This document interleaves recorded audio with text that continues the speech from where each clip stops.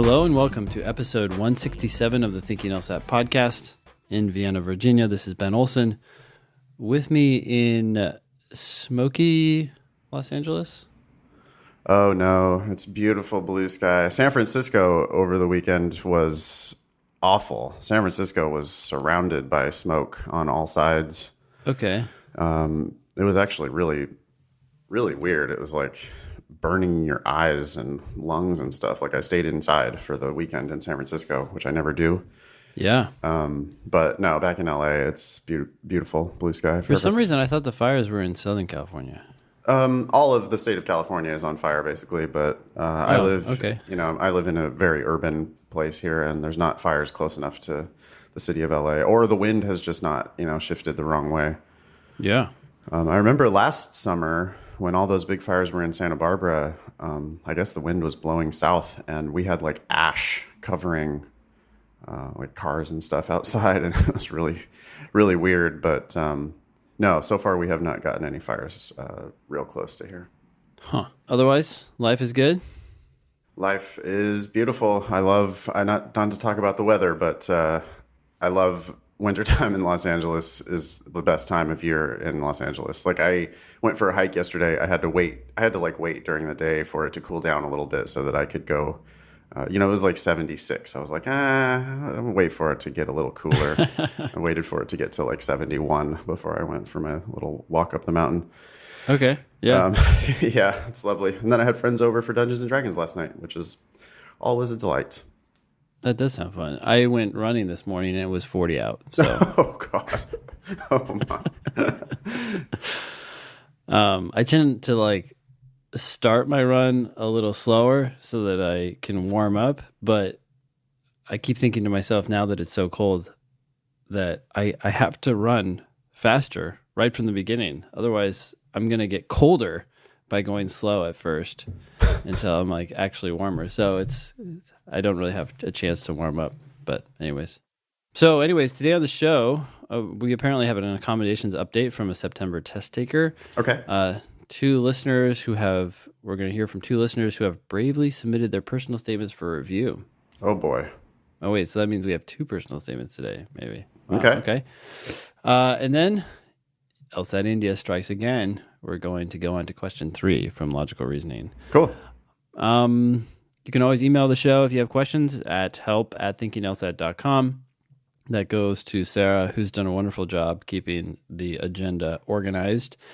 When you send us your questions, if you're so inclined, send us your selfies as well. They may end up being used to promote the show. If you have not joined the Thinking LSAT podcast group on Facebook, I would strongly suggest that you do so. We now have over 1,000 members. Looks like it's 1,074 today. There's all sorts of chatter over there. In fact, when I don't hear about things related to the LSAT, I do end up hearing about it on Facebook. Someone hears it and posts it there. So yeah, it's exciting. There's also the Thinking LSAT Facebook page. I'm not necessarily sure what the value is of that, but you're always welcome to link to that. Just search at Thinking LSAT in Facebook. You can also find us on Twitter at Thinking LSAT, Nathan at NFox, and me at Olson Benjamin. We both provide classes in our respective states. I'm at strategyprep.com and Nathan is at foxlsat.com. We also both do one-on-one tutoring online on Skype.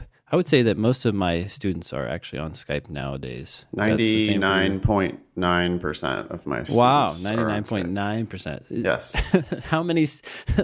That means you have to have 1,000 students, and one of them, right? And one of them is not on Skype. I occasionally, if I happen to be passing through somebody's town and I have met them before and I feel like it would be fun to get together and have coffee or whatever, mm-hmm. And then I will say, hey, maybe we want to try to meet in person. But otherwise, Skype it's every bit as good for online tutoring. It's face-to-face. In fact, it's almost more face-to-face than real life sometimes. Just because in real life, you don't sit a foot away from each other and look right in each other's face. Gaze into each other's eyes. But on Skype, tutoring, you kind of can. And as far like people also, they're like, but how do you do the logic games? And I'm like, well, you can either hold up your paper to the camera, which totally works, or I tend to do my sessions from home, and I have a big whiteboard, and I just set up in front of the whiteboard, and I can demonstrate like that. So yeah, it's amazing. Never would have imagined that we would be doing all this stuff online, but my students are everywhere, and Skype works awesome for LSAT tutoring. It's funny you talk about the games. I remember when Skype and one-on-one tutoring online was starting to become more of a thing. I felt like there was all this concern about the platform that you're using and that you have to have this whiteboard. And I remember signing up for those services, and they were a little clunky and slow because the internet was slower. And it's interesting that, like so many things, they just don't really pan out. They're just not necessary. A simple camera is all you need. Right. Like low tech or relatively low tech still works a lot, right? Yeah. So yeah, same thing. I remember not signing up for all of those services that we still get like emails and phone calls and stuff all the time, right? Of people wanting to sell us stupid teaching platforms. But it's like, I don't need to be super sharing my desktop, and I don't need to be with a stylus drawing things on a virtual whiteboard. Like that's not necessary. I have a camera. We have Skype. We're talking. I have paper. I have a pencil. I have a whiteboard, a real whiteboard. It's fine. It's fine. I used to, same thing about video, right? I mean, I used to be like real persnickety about, well, I got to make sure that I get the microphone pinned to my lapel and make sure that not that I have lapels, microphone pinned to my t-shirt, and make sure that the quality on the video is perfect. And it's like nowadays I just hit record on my Mac, and all the feedback I get from students is like I don't even notice the quality. I'm listening for the explanation. Like I want you to make it make sense for me. Yep. And I'm like, okay, well I can do that. Like just let me hit record and. So it's interesting to be like sort of almost semi-Luddite about the technology part. Just like, well, hey, we just do the minimum and just keep it moving here, keep making progress. Yeah, it works. We also have a joint project. It's the LSAT Demon. I have several updates on the Demon. Yeah, we're not Luddite about the LSAT Demon. No, we're not. And we work on it like mad. Yesterday, I worked on it with AJ and Matt from from dawn until dusk. But we got a lot done. And let me give you some of the updates. For starters, I don't know. I feel like last week, I can't remember the exact numbers I gave everybody, but we have quintupled the number of students. Well, I don't know that we've done anything, but the number of students who are signing up has quintupled since last week. This growth is exciting, but it also seemed to have one of the consequences was to slow down how quickly our explanations were loading. Nathan, I don't know if you knew this, but people would do a question and then the explanation would slowly like pop up.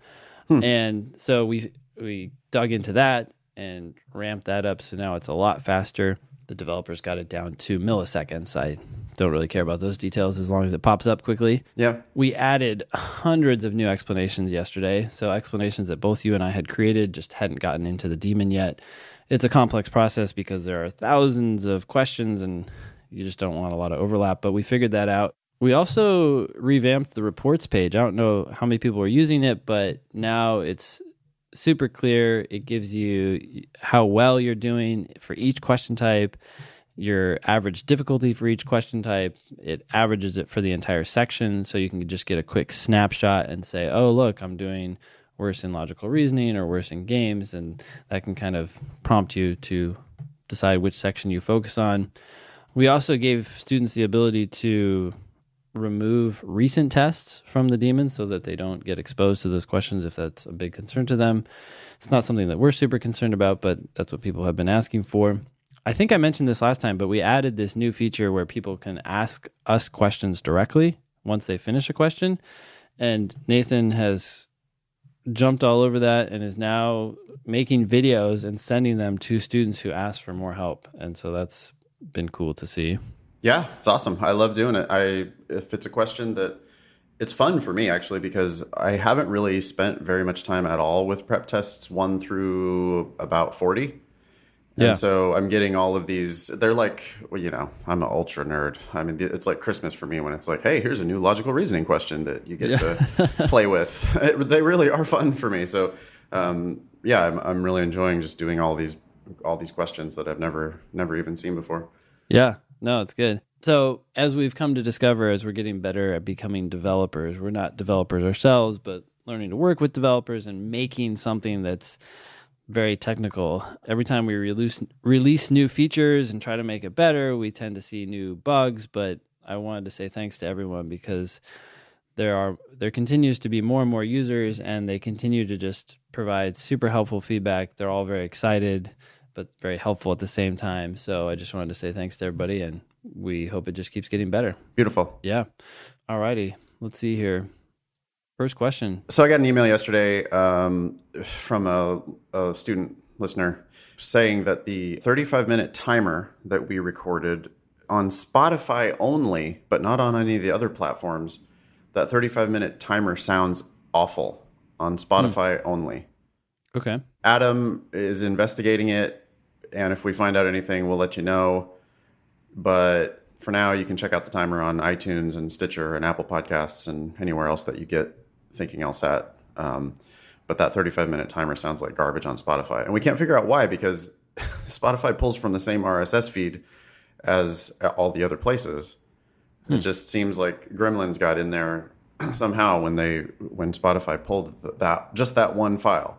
So everything else on Spotify sounds fine, but the 35-minute timer sounds terrible. So I don't know if maybe some listener miraculously has a fix for that, but we don't know what's up. And it seems like something that's really hard for us to fix. I have a theory. Uh-huh. I think that if you're not a paid subscriber of Spotify, they give you a lower res version of the songs. And so I wonder if they're doing the same thing for our timer, and it's low enough that it actually makes it not sound good. That theory could be correct. However, my guess would be that Adam probably is a paid subscriber of Spotify, and so that's not happening for him. It only is static key for the 35-minute timer, and also, apparently it's like if it were reels. that bad, it's real bad too. Yeah. Okay. Good hypothesis. Hey. I'm always happy to speculate. I guess I'll take this next one. So Ben and Nathan, thank you for your amazing show and resources! ! If this makes it on the show, please call me Michael Scarne. Okay. I wanted to let you guys know about the weird accommodations situation I found myself in. I have an inflammatory disease that affects my spine, so I requested, quote, stop the clock breaks in order to stand and stretch during sections. Oh, interesting. So you can just have a little timeout at any moment in the test? That's...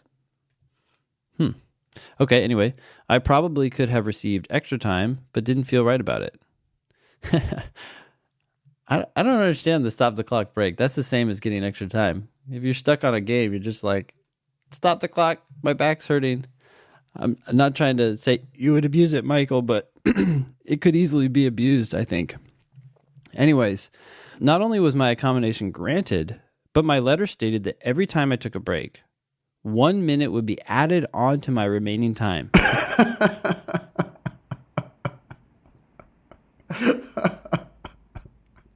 What the heck? Wow. So wait, is the clock being stopped and a minute is being added? Sounds like it. Wow. Okay. Again, I did not ask for this, continues Michael. I took 3 breaks per section, resulting in 3 extra minutes for each section. Theoretically, I could have paused every minute and received double time. There were no limits or parameters of any kind stated in the letter. Seems dangerous, right? Yeah, it does. Anyways, although in this new environment where anyone and everyone can get accommodations, this solution to your problem sounds rather conservative and probably good, assuming, especially if they had put a cap on it, that would have been nice. Anyways, he continues, thanks to your podcast and books, I hit 170 on the September test. This was within my score band, so I don't feel too guilty about my gift from LSAC. I would have let you guys know right when I got my letter, but decided to wait until I got my score in case LSAC infiltrated Thinking LSAT. Yeah, I don't think that's a high risk. I'm not superstitious, but I'm a little... Wait, what? I'm not superstitious, but I am a little stitious. A little Best. stitious. Yeah. Okay. You don't like that joke? I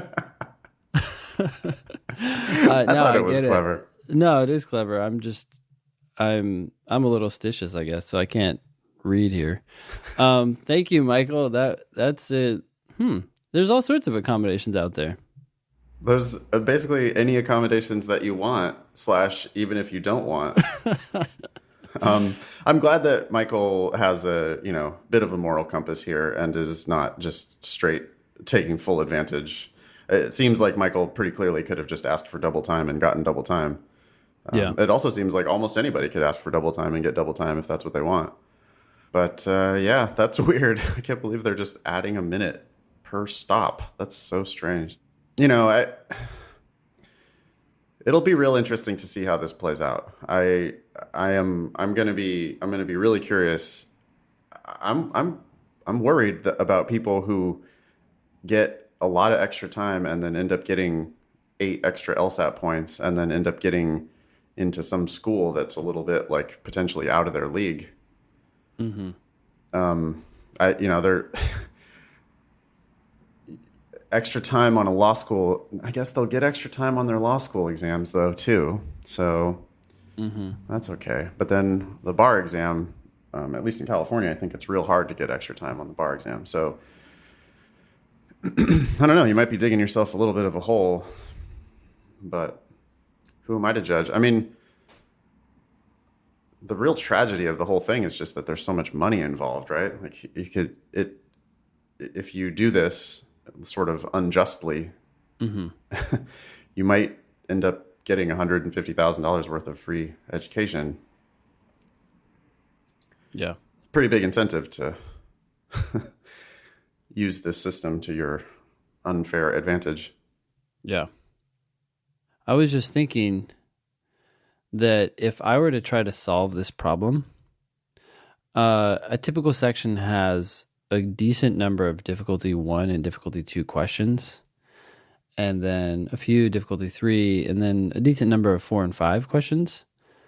I would increase the percentage of difficulty 4 or 5 questions, and then I would give fewer questions. Oh, so no, I wouldn't. I would just get rid of the easier questions. Just get rid of them. And so now people have more time. They have 35 minutes, but it's now more time per question. And it's like, go for it.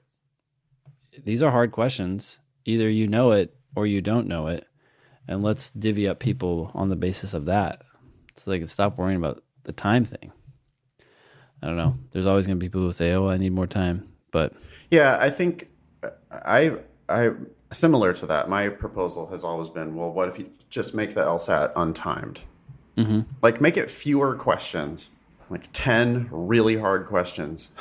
Yeah, because then you get those people who are high scorers, but they're still like, wow, that's a tough question. You're like, yeah, well, that separated you from someone else. Yeah. I don't know what the solution is. It'll be interesting to see how many people are applying for accommodations when the next round of that data comes out. Yeah, it keeps climbing. Right? Yeah. Oh, well, it has to be now. I mean, I am definitely hearing reports of people applying for accommodations who have no real case for it. I mean, other than they know they're going to get it because they have they have a doctor's prescription for something at some point in the recent history, and they can get the accommodations. That reminds me of one other thing about this, not to belabor this point, but I was talking to someone the other day, and I think they had ADHD or something, and I said, oh, have you sought accommodations? And she said, well, I haven't, because I talked to my doctor, and my doctor said that he didn't think I could get it. And I'm like, what does your doctor know about what LSAC is going to do? I mean, they're supposed to know, right? Something. They're supposed to have like evaluate the seriousness of your situation. So the doctor was probably offering them advice that makes like reasonable sense in a reasonable case. But if some doctor is not willing to go to bat for you and say that you deserve accommodations if there's a chance that you might deserve them, you might want to go to a different doctor, because LSAC seems to be saying yes to any doctor who says you should get extra time. I mean, I don't want to open the floodgates, but I don't know. It's just, jeez, man. If you can get it, it's a game changer. Yeah, you can always get a second opinion. So, I mean, and your doctor has no idea what the LSAC, doesn't even know about the LSAC. Your doctor doesn't, your GP has no idea what types of things get accommodated for. Yeah. And what those accommodations are, and probably doesn't know what those accommodations are worth. So, yeah, I mean, we're not encouraging people to go unjustly get accommodations. Don't get me wrong. I mean, I do kind of judge people who do that. Like if I hear that story that people do that, I kind of go, oh, really? Yeah. I mean, there are also, by the way, people who score high 170s without extra time, right? Like these are bright people who are real hardworking who can score in the high 170s normal time. And those are the people you're going to have to compete with in the legal world. Yep. So, just be careful about what type of game you're trying to get yourself into. Yeah. Anyhow. Yeah. You ready for this statement? Oh, boy. Hi, all. I'd love to be ripped a new one if you'd like to annihilate my personal statement on the podcast. Thanks, Sarah. All right, here we go.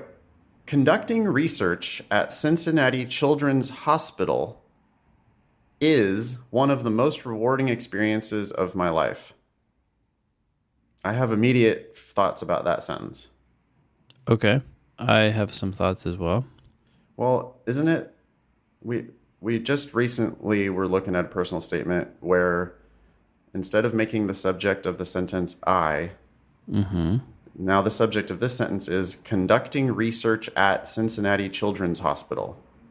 Yep. That's the subject of your sentence. It's 6 words. It could have been I, and instead it's conducting research at Cincinnati Children's Hospital. Yep. Which is, I don't know what to call that. It's a lot for a subject. Yeah. It's not you. It's the act of conducting research at this certain hospital. You've taken a verb, conducting research, and turned it into a big, long noun. Right. And then for your verb in the sentence, you've used is, which one of is the weakest verbs in the planet. Yeah, a form of the verb to be, which you should just try to root out of your writing as much as possible. Because now instead of you conducting something, conducting research is a thing that you're now going to describe. And that's what she does. She tells us that it is one of the most rewarding experiences of her life. So it's just kind of like exactly everything that we've been complaining about. It seems like telling to me, right? This is just a conclusion. I mean, you're not showing me what you actually do. I mean, yes, you have told me that you conduct research, but I don't know what kind of research. I don't know why it would be rewarding. I can guess that conducting research at a children's hospital would be rewarding, but you're trying to just force that conclusion down my throat instead of telling me about the research you do. I want to learn about you. I don't want you to just be giving me that conclusion. And we're talking about this a lot in this sentence in particular because your most important sentence is your first one and then your last one. So don't mess this one up. I would have been so much happier with I conduct research at Cincinnati Children's Hospital, period. Yeah. And then that would have been much shorter. And then I would have just immediately flowed into the next sentence where I want to hopefully learn about what that looks like. And I'm scanning ahead, and she says, all in hopes of one day curing sickle cell disease.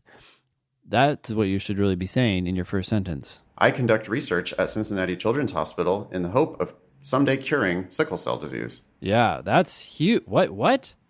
Yeah. You're working on something meaningful, something challenging, something that requires some mental chops. We know a lot more about you right away.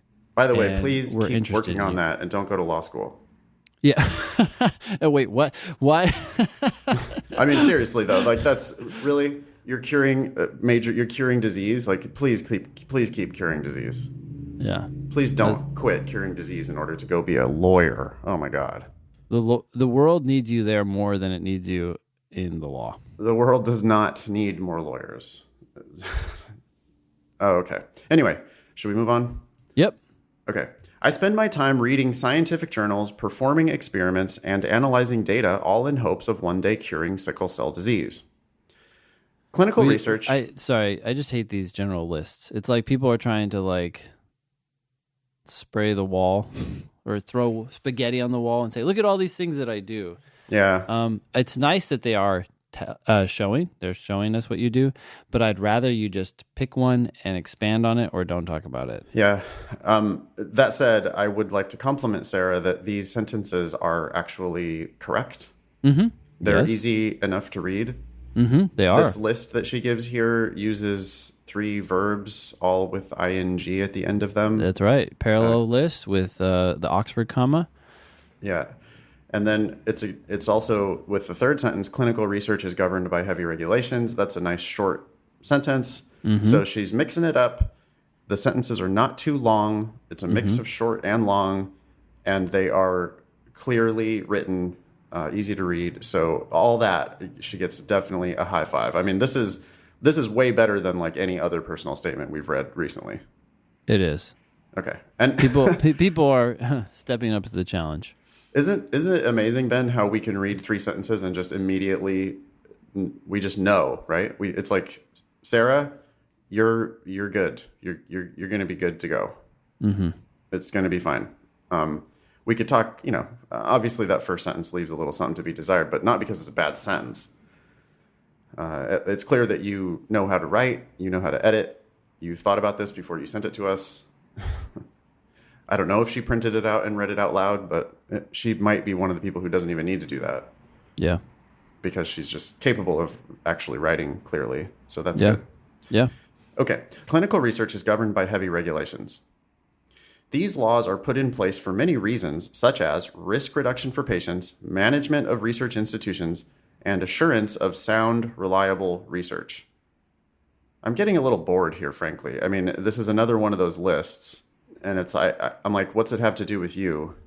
Yeah. She's also shifted into the abstract voice right here by saying management of research and assurance of. Whenever you see these like nouns with of, you're forcing your reader to translate them into something else so that they can actually concretely see what's going on. When you say management of research institutions, I have to slow down. I think, management of research institutions. In other words, someone needs to oversee them so that they don't fuck up. Is that what you're saying?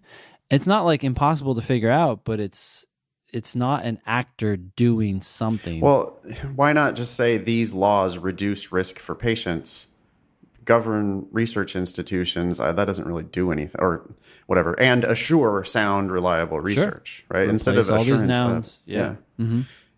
Okay. Lawyers play a vital role in evaluating and explaining these rules to make sure clinical research is compliant. And this is something I have become very interested in pursuing in a future career as a lawyer. That's your worst sentence so far. Super long. Never use the word very. Yeah. I don't want to hear this. Lawyers play a vital role. You're telling the law school what lawyers do. Right. I don't want you rhapsodizing about how important lawyers are. Mm-hmm. I'm not learning anything about Sarah now, right? Mm-hmm. Sarah, who are you though? What's your special talent? Like, what do you do? What's your thing? Yeah. And there's no thing here. There's just like, well, laws are important because of these reasons, and lawyers are real important. Like, That's not the purpose of this document. The purpose of this document is for me to learn about you, Sarah. Okay, moving on. My job requires me to be an independent thinker. Telling. She tells us Yeah. instead of shows us. My laboratory team collaborates to design and execute intricate research experiments. A little vague. Would rather hear about one of them, and I would definitely rather hear about you doing something instead of your team collaborating to do something. Mm-hmm. I don't see why collaborates has to be the verb there. If you're designing and executing experiments, I would rather hear about those than hear about the collaborating. Yep. I often critically evaluate dense scholarly articles to find relevant information for planning my own experiments, usually juggling several projects at a time. I then take what I've learned from these publications and apply the strategies to my own experiments, as well as develop, that should I be never and. use that phrase. Yeah, Never. and develop protocols for my lab to use in the future. As opposed to in the past. One thing here, can we step back for a second? When this sentence says, I often critically evaluate, it just illustrates the problem with using adverbs and adjectives. Yep. When you're using adverbs and adjectives, it strongly suggests that you're telling us something rather than showing us something. And Sarah, one thing about our critiques of people's personal statements is that when someone is good on one level, we jump to the next level and start nitpicking on that. So until someone is perfect on every level, we're probably going to have something to say. Right now, I think we're happy with the topic, right? The topic seems like there could be a lot to say here that's impressive and shows responsibility and would be worth hearing about. But there's still a lot here that is left to be desired. And one thing I'm thinking about right now is your use of the word very, your use of the word vital, your use of the word critically. It's like you're yelling and saying, these things are so amazing. If you feel the need to say that, then that suggests you're not giving us facts which speak for themselves and don't need embellishment. Yeah, I critically evaluate dense scholarly articles. She's just doing this. It's also general, right? Instead of like, can we see what a project looks like? Yep. This is not a day in the life. This is just this like sort of summary of, I don't know. Usually juggling several projects at a time. You're just telling us. Yeah. Everybody loves to talk about like their time management skills or the fact that they multitask or the fact that they've got a lot going on. Mm-hmm. That is not a differentiating factor. Everyone's busy. You said that on a recent episode, Ben. Mm-hmm. And it's just like, I know.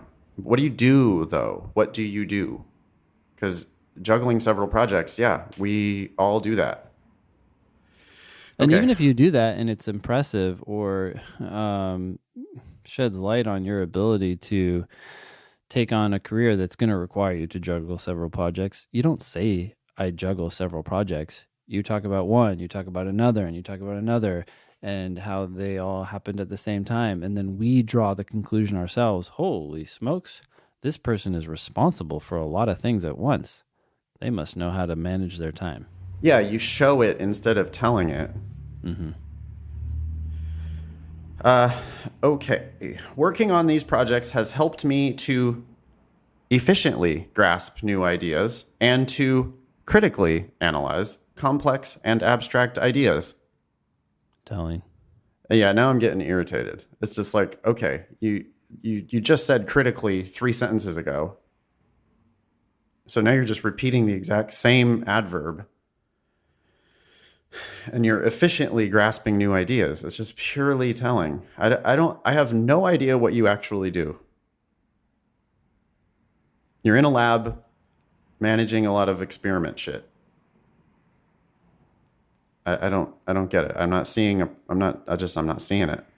When I am not running experiments, I am categorizing and maintaining my lab's experimental database. I organize the database for all our lab's experiments and use it to generate status reports. Being solely responsible for such an essential part of my team's research has taught me to be diligent, precise, and efficient. Sarah. Now we just have to believe you. She must be a diligent, precise, and an efficient person. Do people listen to the show, Ben?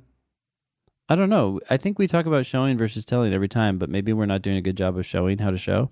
Maybe they don't have any idea. No, God damn it, they have to have an idea what we're talking about. We've showed a million examples. We are sending a challenge out to our listeners to comply with all of our advice and write a statement that is immune from attack. we're if you would like to thank us, which we get all these really, very nice emails, right, of people thanking us effusively for the work we put in on the show. Mm-hmm. If you would like to thank us, one way that you can thank us is to take our advice. Show us how much you appreciate the Thinking LSAT podcast by writing a personal statement that shows instead of tells how great you are. I will give a practical tip right now that Sarah could definitely use on her personal statement. She needs to do a Control F for is, was, and to be. Because notice here, being solely responsibility, being even is the first word of the sentence. So you add being to the list. All the forms of the verb to be, you can look for. Now, I'm not saying you can't ever use them. I'm saying you should look for opportunities to omit or to change and use active verbs instead. So being solely responsible for such an essential part of my team's research has taught me to be diligent, precise, and efficient. And that is just purely telling. That to be right there. Maybe if she would have Control F found that, right? It might have given her a hint about a place where she's telling instead of showing. Now, let's show her an example here of a sentence that would illustrate diligence, precision, or efficiency. Well, the sentence right before that, I organize the database for our lab's experiments. Okay, you're doing something now. And notice that it starts with the word I, and then it uses a verb. I organize. Good. I use it to generate status reports. I generate status reports. Good. Yep. And then if you just fill up your essay with stuff like that, then you don't need to tell me that you are diligent, precise, and efficient, because you're just showing me using sentences that just say what you do.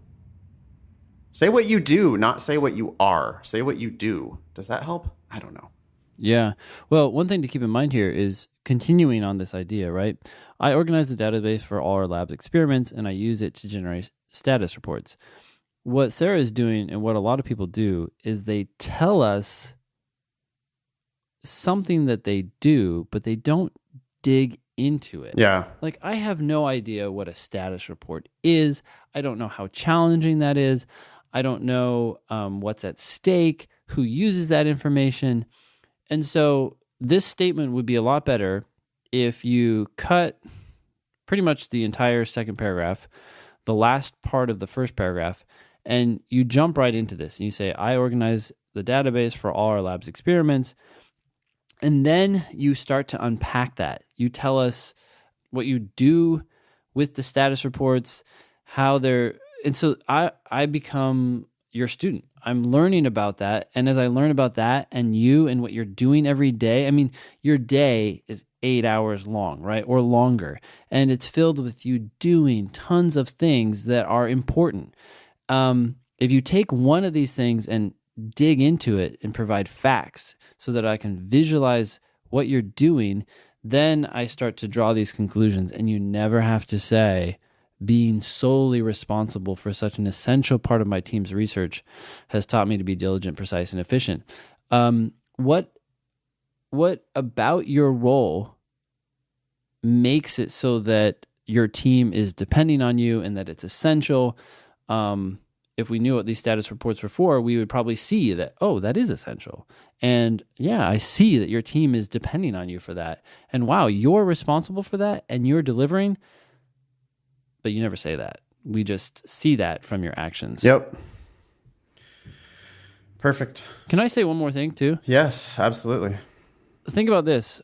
The better you get at stating facts and details that illustrate what you do, and then by extension, indirectly, who you are, the better you will become an attorney. Because attorneys, when they make arguments to the court, they win their arguments with the way they frame their facts. People don't realize this until they start becoming attorneys who have to make cases. And you have young attorneys who write out their facts in a very dry and boring manner. And then they think that the argument is won in how they bring the case law to the facts.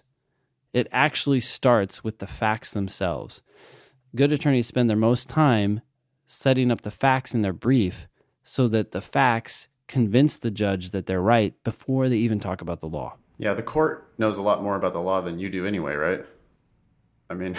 In theory, they should. Yeah. And I mean, they may need to be reminded of certain cases, but the way you frame what your client did to his employee and what facts you decide to highlight are going to convince the judges, who are just people, just like admissions officers are just people, to take sides before they even know what the law says. They're like, well, that guy sounds like a jerk, and I'm now going to rule in this person's favor. They're, of course, not explicitly thinking that, but like all human beings, they're already making judgments based on the facts that were given them.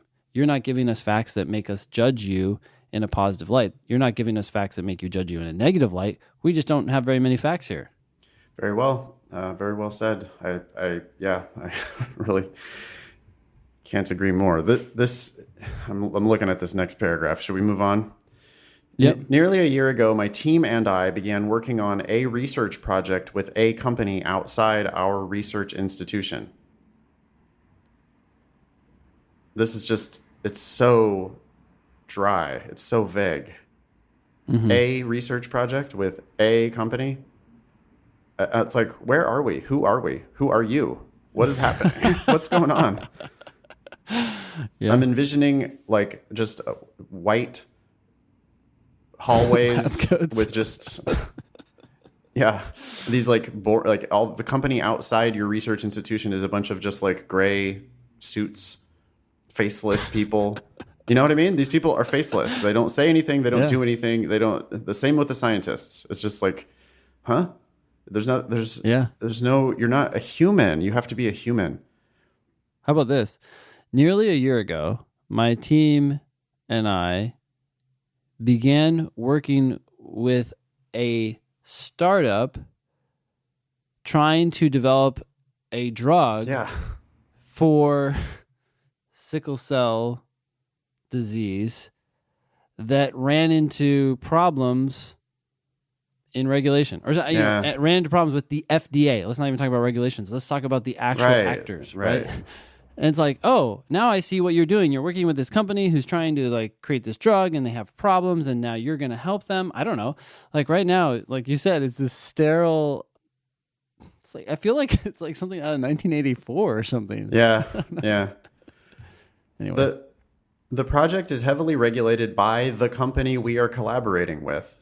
Again, just like I mean, maybe she can't name the company, but if you can't get more specific than this, then you just need to strike all this, because you can't keep saying the company we are collaborating with. Mm-hmm. So our institution's legal department mediates all interactions, collaborates with both parties, and plays a vital role in ensuring a successful experimental trial. As the project moved forward, I became fascinated with the role of our institution's attorney. He played an integral part in our experiment's success. I found myself continually intrigued by his role in our collaboration. This was the first moment I realized I wanted to be a lawyer. I just hate it so much. I really do.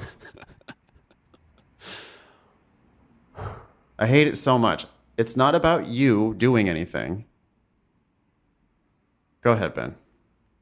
I feel like we've seen this sentence a lot. This was the first moment I realized I wanted to be a lawyer. People say this in different ways. Well, and This was when I realized, or this is when I first knew that I wanted to be an I attorney. think this is an Anne Levine thing. Yeah. That she says if there is a sentence that could be like airlifted into any other person's personal statement, then that's not a sentence that belongs in your personal statement.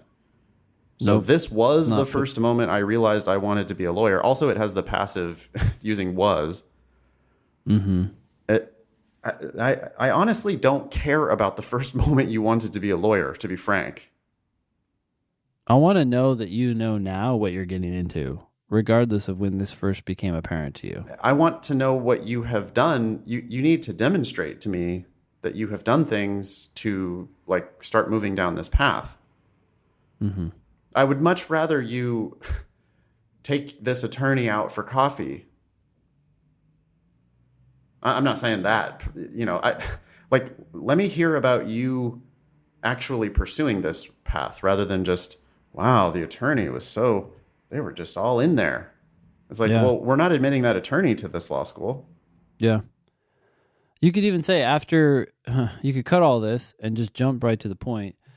After working with, and don't call it your institution, we're at the hospital, right? After working with the hospital's attorney or whoever on this project, and we need to know more about the project, this pharmaceutical project or whatever, I started doing X. I started talking to other attorneys who work in pharmaceutical regulation or whatever, and learned that this is the kind of work that I want to get involved in. Even then, I don't know that I would need to say that. But like Nathan is saying, telling us what you did after you made this epiphany, not that you made this epiphany. Let's. I'm gonna get through the rest of this pretty quickly. Sure. Here. Okay. My eyes were opened. Again, that's passive. My eyes were opened to the possibilities of a career in law where I could impact medical research in an entirely new way. I started to spend my free time examining the countless ways these laws influence healthcare and medical research. I began to understand that as a lawyer, I could have an impact on health outcomes from an entirely different perspective.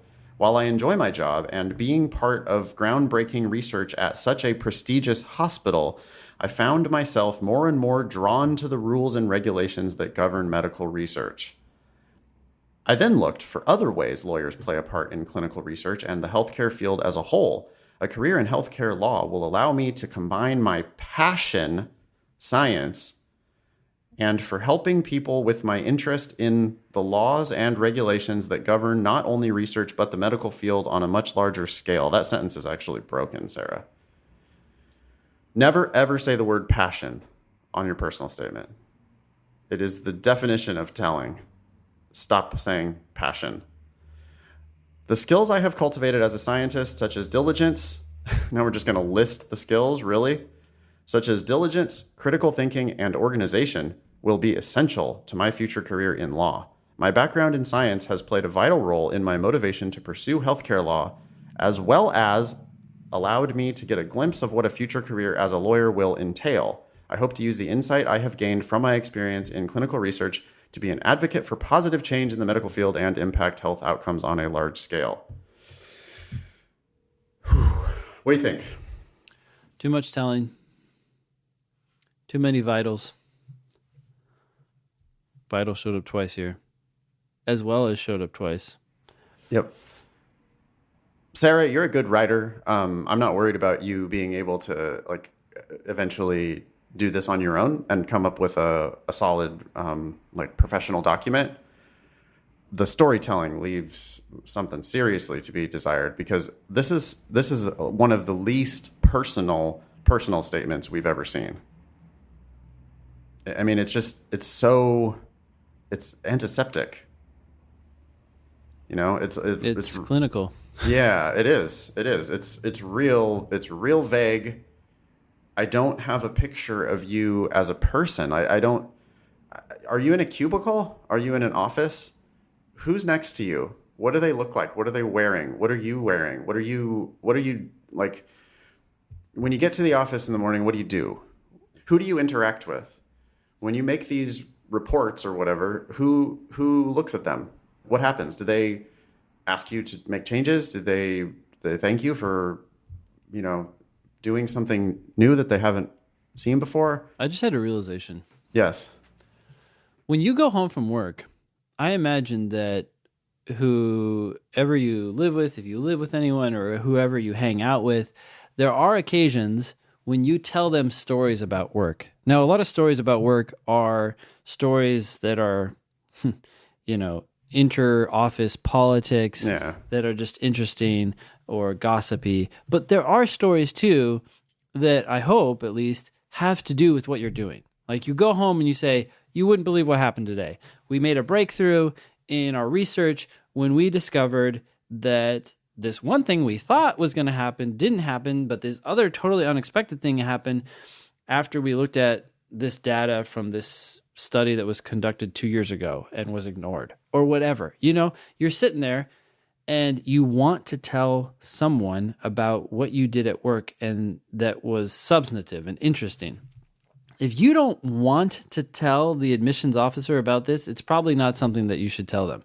And when you're telling that story to your friend, you're giving them details. You're giving them enough to understand why you're excited or surprised by whatever happened at work. I'm not saying that every personal statement should be about something that was surprising, but if it is truly something that you have a passion about, what would you tell someone? What would you tell a friend enough to understand why it's interesting? And they would walk away being like, oh, that's cool. And I learned something. And I understand like what you're doing at work. I see it more. Yeah. People, places, and things. What, and action. What did you do? Mm-hmm. This has way too much telling about how much Sarah wants to do healthcare law. How she's so captivated by the role of an attorney and blah, blah, blah about that. It's just not, it's nothing to do with who the law school is getting. I mean, yeah, they know you want to be a lawyer. I mean, you're applying for law school. Final thought from me, at least, is sentences like this: the skills I have cultivated as a scientist, such as diligence, critical thinking, and organization, will be essential to my future career in law. Anyone and everyone who's going to write a personal statement should not talk about how their skills or their knowledge or their background will help them in their legal career. You have not become a lawyer yet. If you know that it will help you because you've worked with lawyers, you don't need to tell the law schools that. They will understand it based on what you're telling them about what you've done. So these sentences have no place ever in a personal statement. I agree 100%. Cool. Ben, it's time for a new feature on the show. Oh, okay. The new feature is called, and we've talked about doing this in the past, but we're going to actually start doing it. Okay, I like it. It's called Pearls versus Turds. Okay. Mm-hmm. This comes from a long time. Yeah. On Pearls versus Turds, we're going to look at a piece of LSAT wisdom that listeners sent in from a variety of different sources. This was posted to the Facebook group, and it's a tip that someone got from some LSAT guru out there in the world, and we are going to decide whether it's a pearl of wisdom or a turd of wisdom. So that's pearls versus turds. Cool. Are you ready? Yeah. Okay, so this one is: just get down to the two best answers, guess between those two, and move on. That's the person's advice? That's a tip, yeah. That's a tip from, I think someone was at some sort of a pre-law thing, and they gave a whole bunch of LSAT tips, including that one. Oh, my goodness. Okay, that's clearly a turd. Why is that a turd? This is a turd for so many reasons, but let's start with one of the most obvious ones, at least in my mind.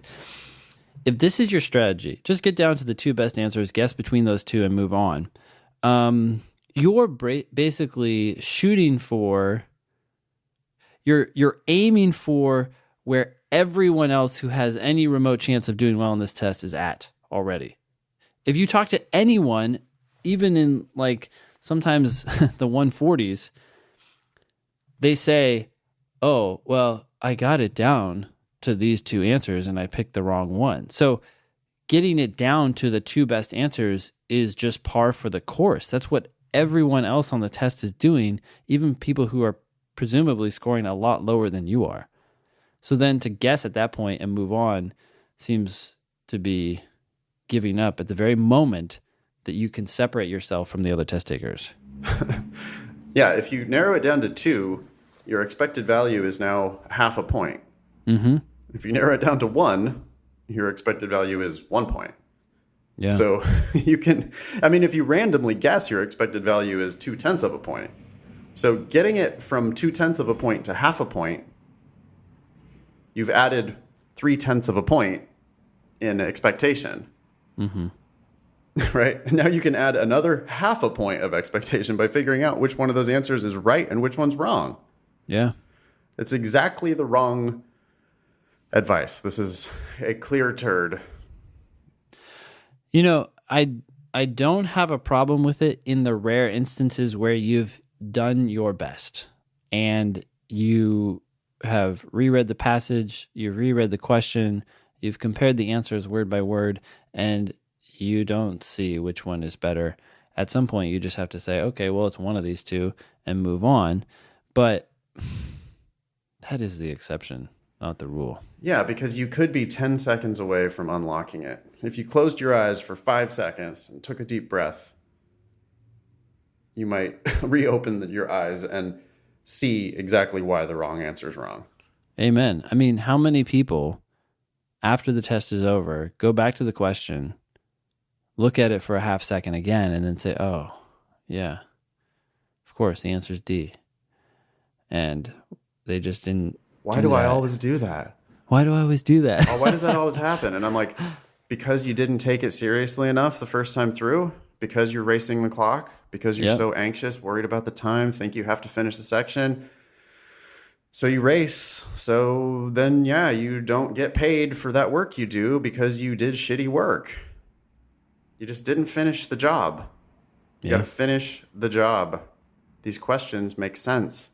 You should be able to sort them out. Maybe think about the question type, if this is logical reasoning that we're talking about.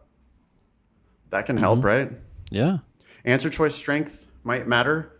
Think about that. Is this a must be true question? Is one of these two answers stronger than the other? Is it really justified? Oh, I see. It's too strong. Or if this is a strengthening question, ooh, I see that this answer actually says some. That's kind of weak. Does it really strengthen the argument? Oh, this other one says most or all. Oh, I see. Yeah, okay. Yeah, that's actually better. Yeah. And that moment could be the difference between a 0 and a 1. Mm-hmm. So what? I want to say one other thing about this strategy. If you find that you are frequently down to the two best answers, I think it indicates that you're doing the test too passively. You're not making good enough predictions. You don't know what you're looking for. You're hoping that the answer choices are going to explain it to you. And you just shouldn't be narrowing it down that often. That's not the right way to do the test. It's the hard way to do the test. Because you're going to get trapped and distracted and confused by these wrong answers. And it's far more frequent for me that I hate all 5 answers than it is that I narrow it down to the two best. Yeah. It's just not as common as you think. There aren't that many second best answers. There are usually 4 conclusively wrong answers. Like wrong for a reason. Not second best.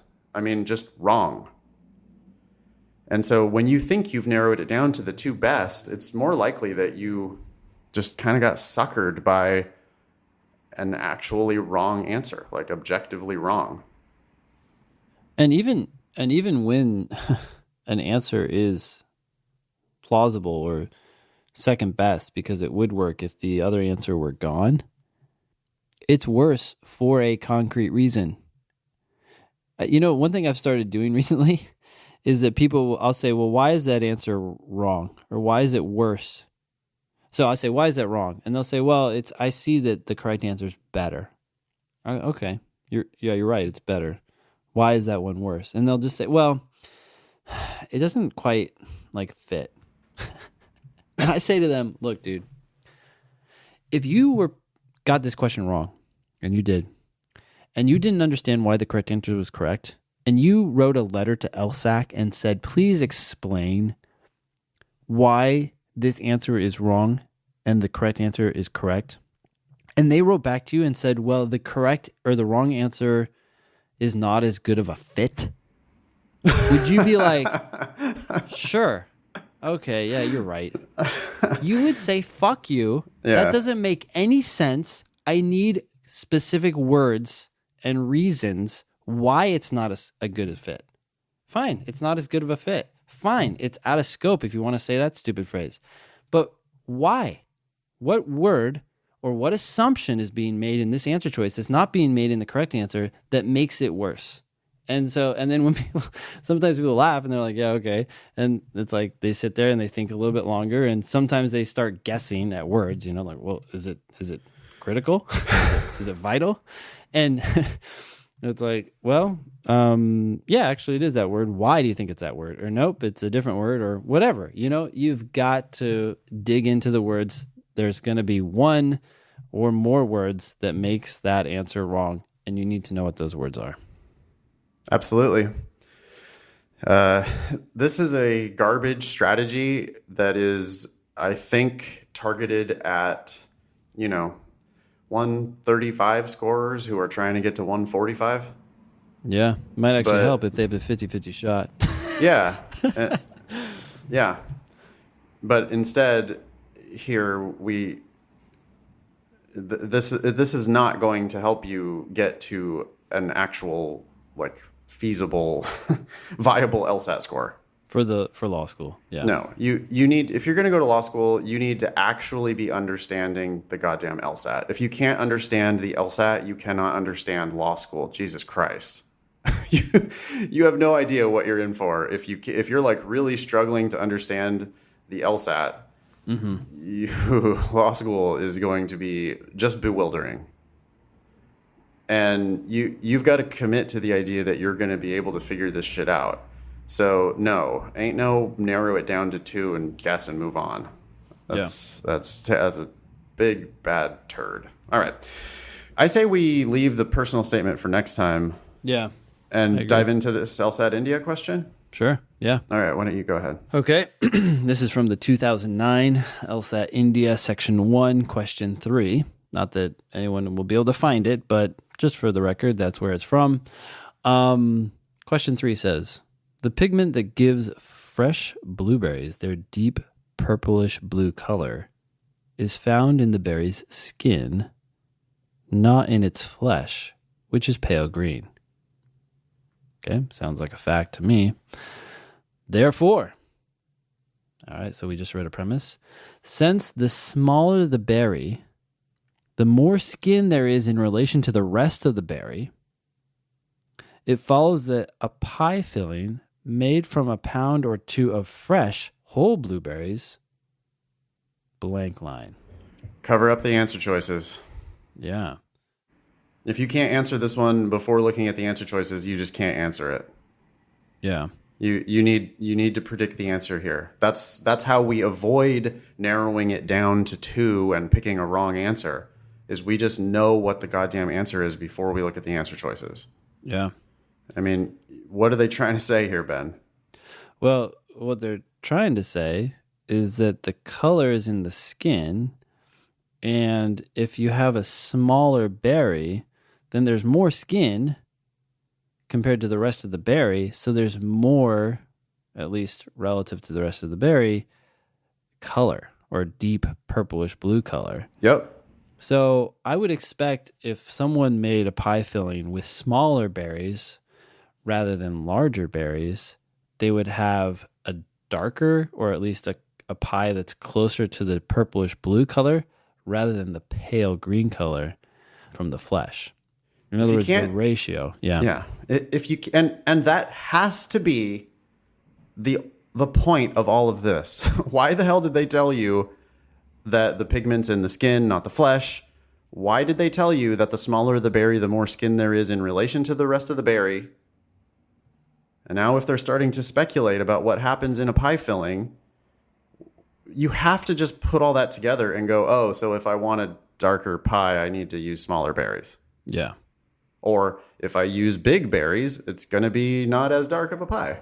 Or pale green. It might be a pale green blueberry pie. I mean, who cares? It's going to taste like blueberries, right? But yeah, if you want that color, you're going to need to use smaller berries. Yep.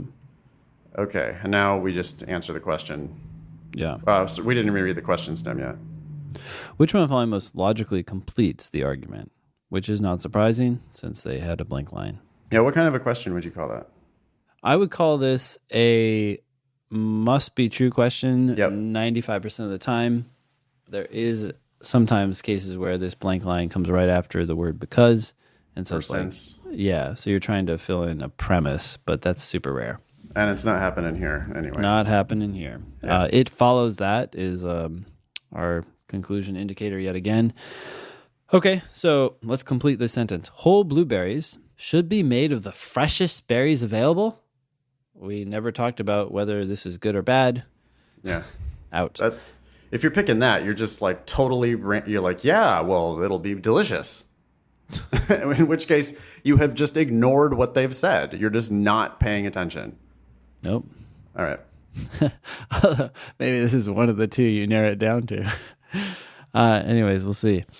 B, whole blueberries will taste the same whether the berries used are large or small. We never talked about the taste or how it's affected by the color, so out. Okay.